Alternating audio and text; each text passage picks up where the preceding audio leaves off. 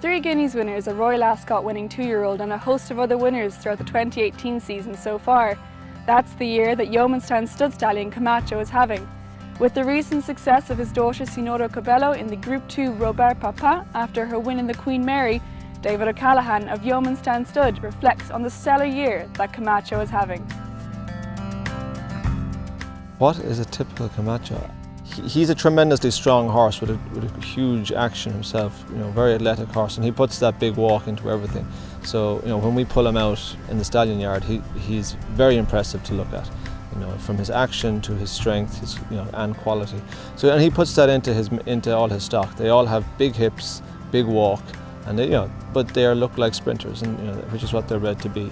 So that's what he puts into them. He doesn't need a big mare. He just needs maybe a little bit of scope because he's a Danehill horse. So, but he's a pretty easy horse to breed to. Big, strong, and fast.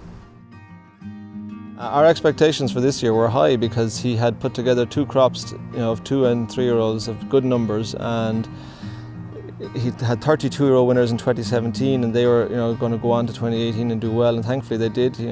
Camacho has had the rare feat of having 3 individual classic winners, insofar as he had Tapel win the French 1,000 guineas for David Simcock, and that was his first classic winner. Then we had a Spanish Guineas winner, a horse called Another Day of Sun, who we actually had as a breeze-up horse here ourselves. And then he had a filly in Scandinavia who won 3 classics, the Swedish, Danish and Norwegian classics. This year his 2-year-olds are flying. He's some smart colts, some smart fillies, but most notably he has a filly, Signora Cabello.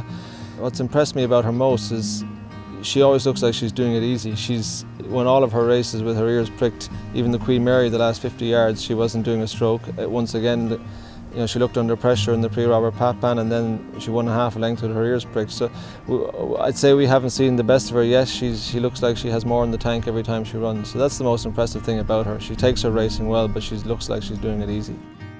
She's a genuine, proper, good 2-year-old, which is, often horses can win a race, but they don't back it up. But this proves that she is the real deal, and hopefully will go on and back that up even further when she goes into Group 1 company.